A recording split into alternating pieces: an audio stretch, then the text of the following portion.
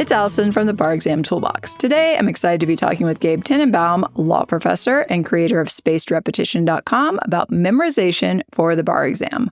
Welcome, Gabe. Thanks so much for joining us. It's a pleasure to be with you, Allison. Thank you. Well, it's my pleasure. It's been a while. Well, to kick us off, can you give our listeners just some basic information on your background so they have a bit of context? Sure. I am a law professor and legal technologist, and I work on teaching law students how to be more efficient, more effective in solving important problems using technology.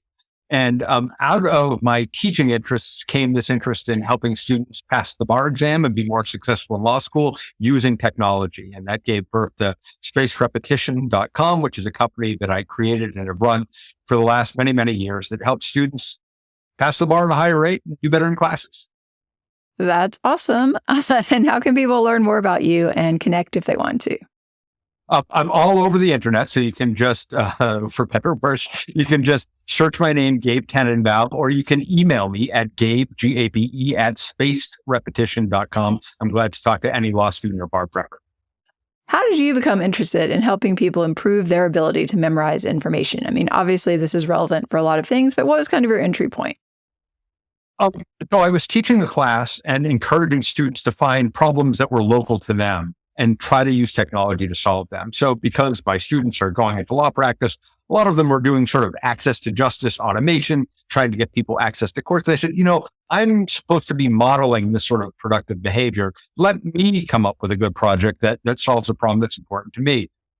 We had and have with all law students this problem with bar passage. We want to have 100% bar pass rate. No school has yet achieved that. I said, I think I can help to close that gap. I had read this article in Wired magazine now about a decade ago on this sort of long known but latent science of spaced repetition. And my insight was the technology has now emerged that we can merge the science of spaced repetition with ubiquitous technologies like smartphones that all the students carry. Nice. Well, let's talk about some basics here, because I know some people have heard of spaced repetition, other people maybe not so familiar. What does the science actually say about how people memorize things? So I'll give you the bottom line up front. By using the technology and the science of spaced repetition, students remember anywhere from 2 to 4 times as much as they would using traditional methods like cramming. And it takes them about half the net study time. So you save a bunch of time and you learn and retain a whole bunch more. And obviously that's important for performance in classes, on the bar exam, and just life in general. Actually, if you've heard about spaced repetition, it's most likely outside the context of legal education. Sites like Duolingo, which a lot of people use for foreign language learning, use spaced repetition as a science. And if you allow it, I actually have a couple of slides I can show that sort of help people to understand what we're doing and how we go about doing it. Perfect. That sounds great. Yeah, I definitely used Duolingo when I was in Mexico trying to learn Spanish. And I will never forget the word for apple, because they gave me that word like every few days. And I'm like, I remember apple. That is the trick. You have to do it regularly, but it does really help things stick in your mind for long periods of time. So I'm going to pull up on the screen for those who are watching it, couple of slides. And Allison, can you tell me, are you seeing that fine? I am seeing that. So hopefully everyone else will be. Oh, it just disappeared. Oops. Sorry, that was I was seeing it. Error. There we go. All right. So just 2 scientific slides that will help you understand what it is that we're doing and why it is that we're doing it. About 100 years ago, there was a scientist named Hermann Ebbinghaus, and he studied how people remember and forget information. And he did this sort of landmark study where he had his test subjects memorize nonsense lists of words that aren't real words in any language. And he said, look, when you have those words down, come let me know and I'll test you on it. And the test subjects did that. And the first group of them came up and they tapped him on the shoulder and said, I'm ready to be tested. And he tested them on the few words that they'd memorized, and they all scored 100%. And then the second group of people, he did the same exercise, had them memorize nonsense lists of words and said, tap me on the shoulder when you're ready to be tested. And he did that with them. But the one sort of trick was, rather than immediately testing the people in that second group, he waited over various intervals of time. And what you're seeing here is the sort of important chart that was generated by that. Here's how it works. If you wait just 20 minutes after you've memorized something and you have it down 100%, there's only about a 58% chance probability that you remember any given data point. And it continues to get worse from there. So a day later, it's like a 1 in 3 chance you remember anything that you knew perfectly 24 hours before. A week, it's like a 25% chance. And a month, it's like a 21% chance. So Ebbinghouse's important insight was we can map this stuff. We can predict when someone is likely to forget information, which on its own is kind of interesting. Each of us have this thing called the forgetting curve that allows it to be predictable when we'll forget information. But it was the second scientist, a guy named Cedric Mace, who came along and really turned that into a learning superpower. So this is the second and final slide that I'll show you. This shows this thing that Mace discovered. He said, well, look, Ebbinghaus figured out that all of us have a forgetting curve and that you can predict when someone is likely to remember or forget something based on when they stop studying. So what if we do this? What if, rather than just waiting intervals of time for people to be tested again, we say that we want all of our students to remember 90% of the stuff that we learn? And because we've gathered a few data points about that person, we can make a prediction as to when they'd fall below 90% probability of retaining any given bit of information. So, given that we know that when when we would predict they'll fall below 90%, let's just prompt them to study again. And then they'll relearn the information and they'll retain it, and we'll see what happens. And what he discovered was that for each study repetition that you used, people remembered for longer and longer and longer periods of time. So if someone was prompted on day 1 after studying, they would go back up to having perfect retention, but they wouldn't have to be prompted again until day 3. And then after that, if they studied again, they wouldn't have to be prompted until day 10. And then after that, they wouldn't have to be prompted until day 30. And then after that, until day 60 or 90 or 100, depending on who they are and how their learning curve works. But the important insight is that we can predict when people will fall below a benchmark, remembering 90% of the stuff we want them to remember. And then all we have to do is prompt them to study again. And as long as they do it before they'd otherwise forget the information, the spacing effect takes over, which allows people to retain information for longer and longer periods of time. And in a sense, this is something that we sort of implicitly understand. If you're reminded information over and over again, it's easier to hang on to it and remember it.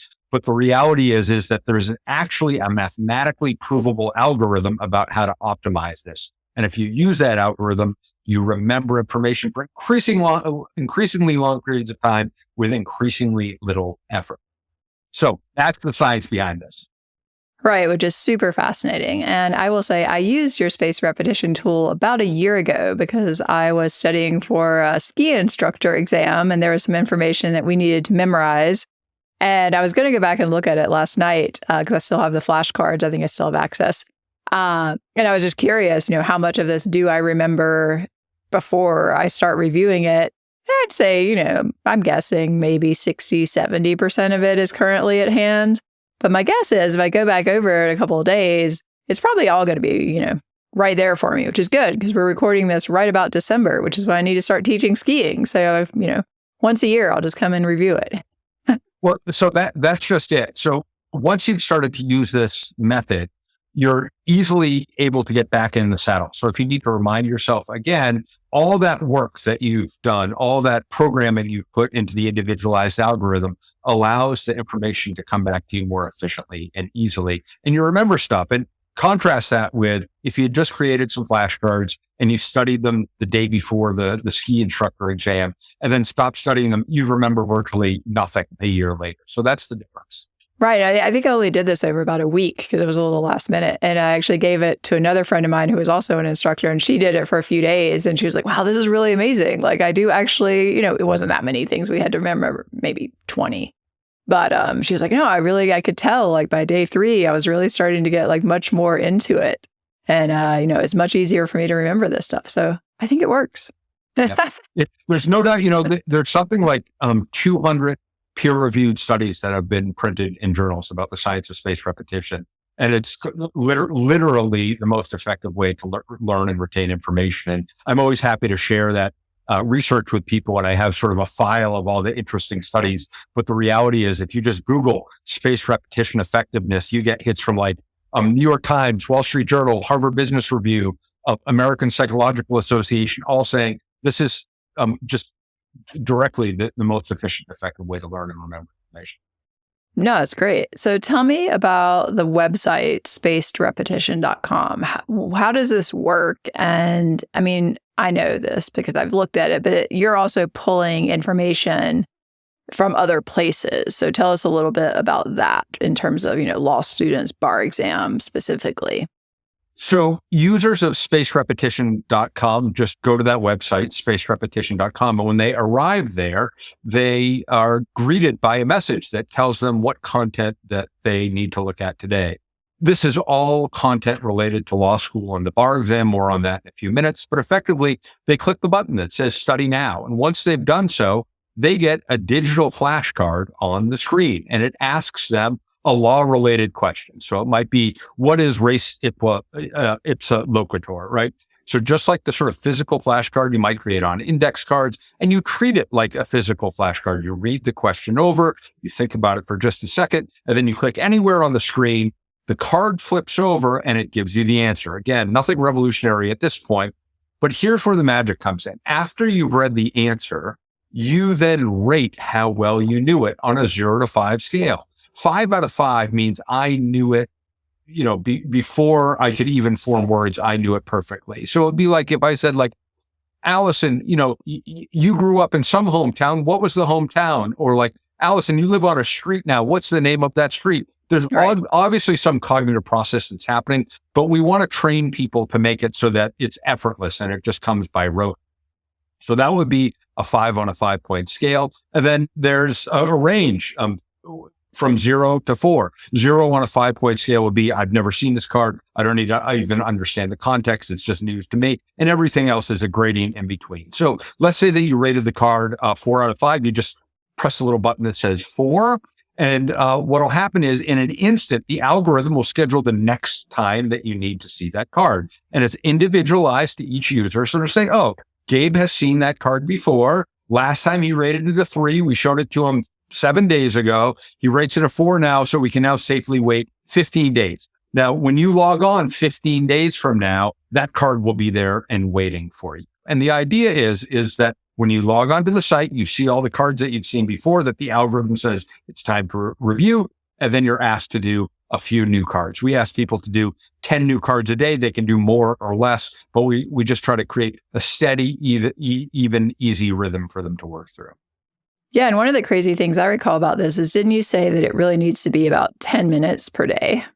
No more than 10 minutes. So the hope and expectation is that people use this regularly, and by using it regularly, they'll be able to memorize vast troves of information and be able to retain it for days, weeks, months, and years. So this is one of those things where just by doing 10 minutes a day or 10 new cards a day, you do all that you need to do. And actually, if you allow the little timer at the top of the screen to count down to 0, there's a pop-up that comes up and it says, you've done your 10 minutes. Finish your review of old cards you've seen before. Don't do any new cards. Get off the site.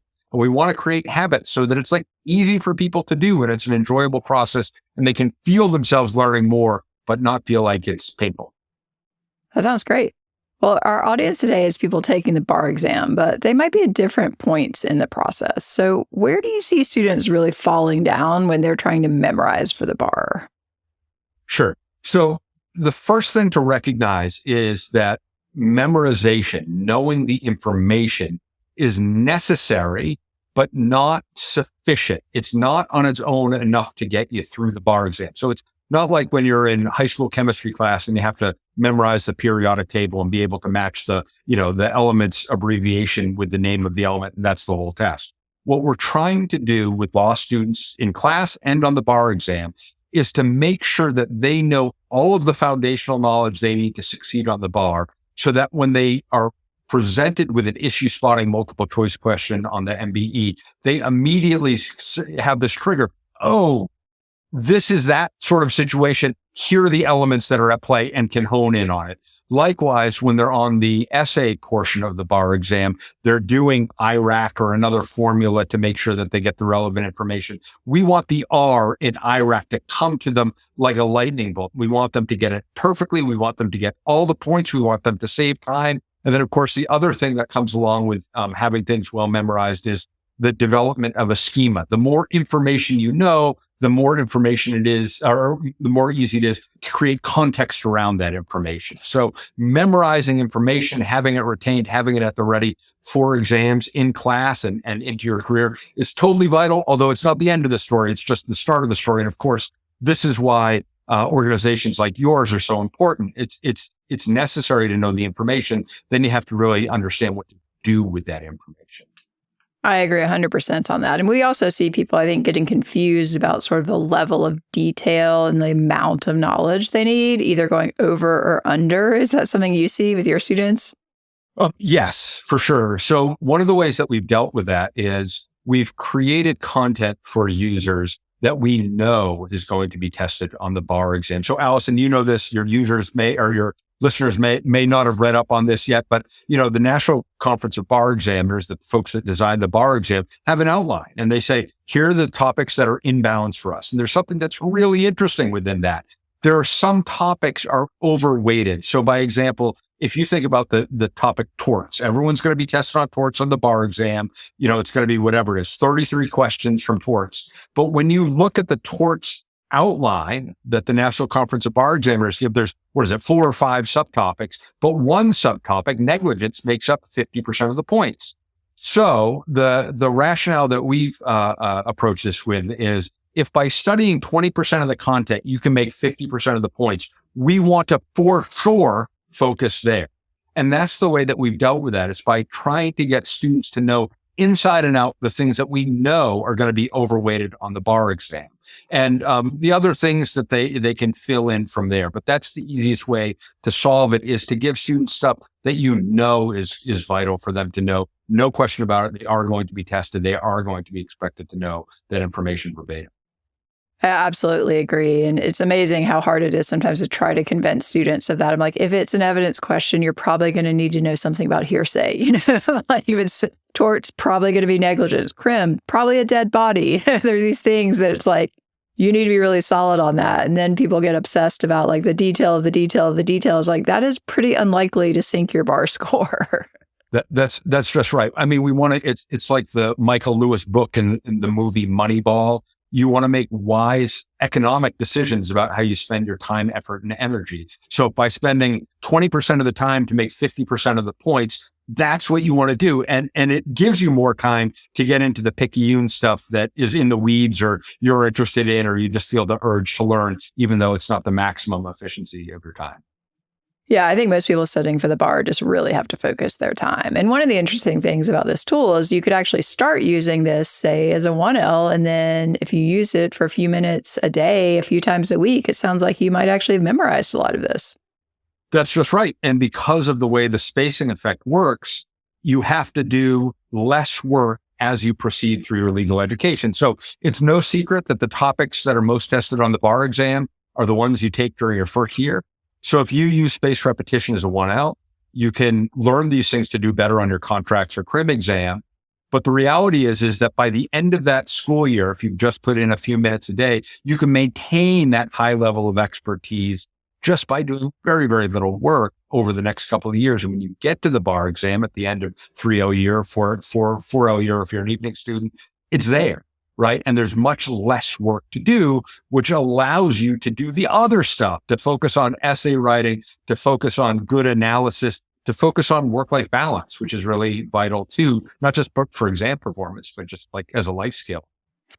Absolutely. No, I think that's so key, that you've got to have this information, but it's definitely not the end of the process. So the quicker you can kind of get that baseline knowledge and actually be able to start applying it, the better off you're going to be. Well, before we wrap up on this part, if you could give people one piece of advice if they're struggling with bar exam memorization, what would it be? Other than use spaced repetition, the answer is... That could be the answer. Give yourself as much time as you possibly can. Cramming the night before an exam is not only not particularly productive, it is counterproductive. It takes away time, energy, and the ability to do well. You need to give yourself some time. Yeah, I think that's one of the big fallback or fall down places of some of these bigger courses, is they have people try to memorize like the last couple of weeks. And it's like, that is a terrible, terrible, terrible idea for any number of reasons.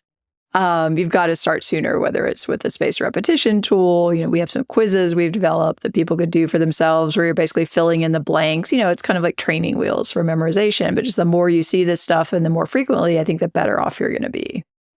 Yeah, you've put it well. And everyone's had this experience as a 1L where you go through the first few weeks and it just seems like all of this disjointed information without context.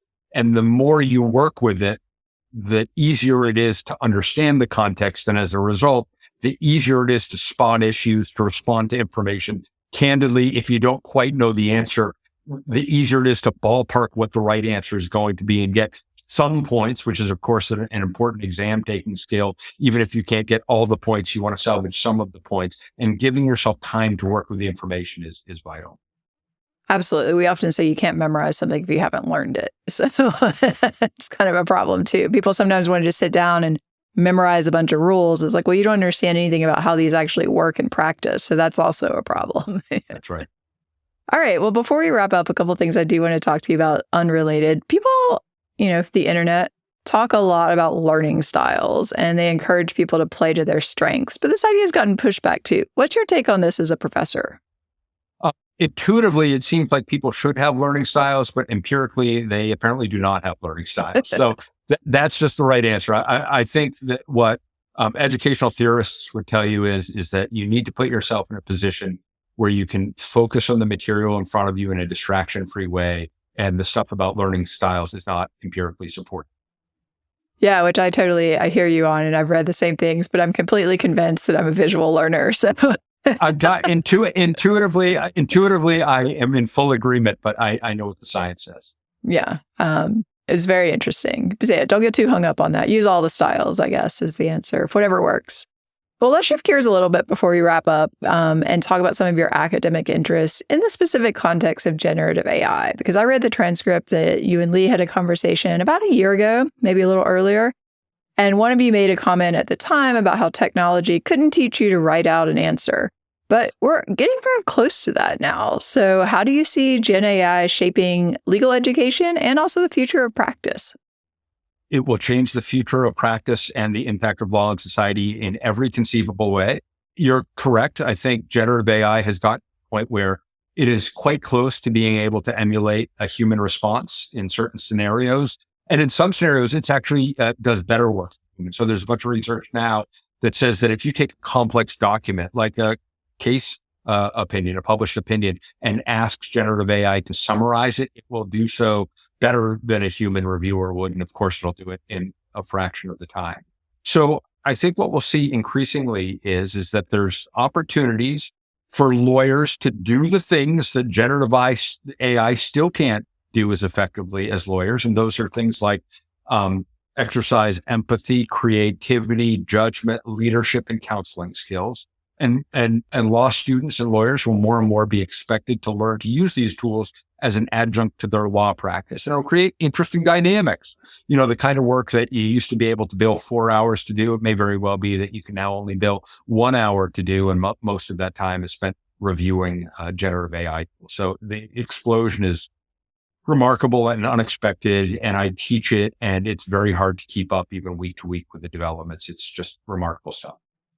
It really is crazy. I've been doing a couple of videos with Claude, who Lee and I just refer to as our new friend Claude, who's been trained both on kind of counseling, coaching, and also on the law. So that's a pretty interesting dynamic when you can go to it and have it basically generate practice hypos for you on a topic or give you an attack plan to a topic or, kind of teach me the basics of this topic and then quiz me on it. It's pretty incredible. But then you find other things it's not very good at all that sometimes are surprising. So I think it's finding that balance of like, where is this useful and how should I use it versus like, wow, this is really not working the way that it should or I expect it might. Right. So where generative AI is not quite ready for prime time is when it's forced to identify specific pieces of information and make reference to them. So if you asked it to write you a case brief on topic A, B, or C, citing relevant law for your jurisdiction, it might not have access to the database of cases, or it might not be up to date, and it might just make stuff up. And worse than that, it will make stuff up that looks real and is not shepherdizable because the cases it references are not real. It's just elucidated. Contrast that with general narrative creation. So if you said, write me an opening argument based on this summary of facts, it would do a terrific first draft. I'd say now it's on par with what like one of my research assistants would do, who are like really highly skilled, qualified, thoughtful law students who just don't have the world experience to maybe put that extra little bit on it, but do 95% of the work where a lawyer would. So that's where we are with it. If we have this going a year, it might be up to 99%, or it might even be better than you or I could do, and that'll create a different set of challenges. Yeah, I talked to the founders of a company called Paxton AI a few weeks ago. We haven't released that yet, but they're doing the RAG thing, as I refer to it, where they sort of take the generative AI and then give it specific data to work from. And so they're giving it, basically everything that would be in Lexis, Westlaw, statutes, cases. And the same with the case text stuff. I mean, it's pretty incredible, some of the stuff they're coming up with. Yes. So, case text, for example, just sold for $650 million. So we know what they're betting on. And, the next generation of these tools is not just pointing large language models at general databases, but saying focus specifically on all of the binding law in our database and supplement it with some secondary law. And then the step beyond that, which is starting to emerge now, is individuals and corporations and other entities being able to say, point your large language model on our database. So it's, no longer is it draft answers to interrogatories. It's draft answers to interrogatories in the style of our firm based on the thousands of examples in our database. Incidentally, for those who are interested in careers in new law jobs like knowledge management, this is the best time that has ever existed. So there are with the challenges that will arise from traditional legal work, there has never been a better time to be, a legal solutions architect, a process engineer, a knowledge manager, or any of these other new law jobs that are just fascinating. No, I agree. I think it's a super interesting time, and some people are frightened, but I think it's actually a world of opportunity for people who are interested in process and how do you manage all this stuff and what do you do with the data you have? It's typical programming. I used to be a programmer. It's like garbage in, garbage out. So it's not just that you can be like, oh, I have ChatGPT to solve all my problems. These are actually still difficult things to figure out. All right. Well, Gabe, before we wrap up, any final thoughts you'd like to share, I guess, back to memorization? Get started now, use spaced repetition, and use it as an opportunity to free up a whole bunch of time, energy, and mental space. If any student has questions for me, I always respond. You're welcome to email me at gabe@spacedrepetition.com, and I'm happy to chat with you. Awesome. And I think we even have a promo code. Tell us about that.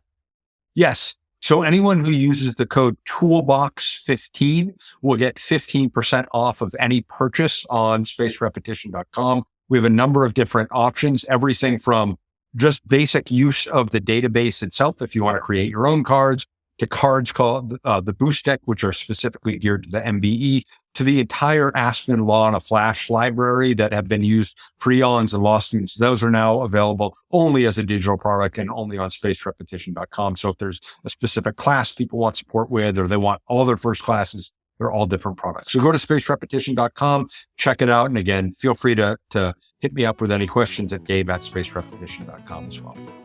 Awesome. Well, thank you so much for joining us. It's been really interesting. A pleasure. Thank you, Allison. Thanks for watching. You can check out barexamtoolbox.com for more helpful tips and to learn more about tutoring and course options for California and the UBE. And please subscribe so you don't miss anything.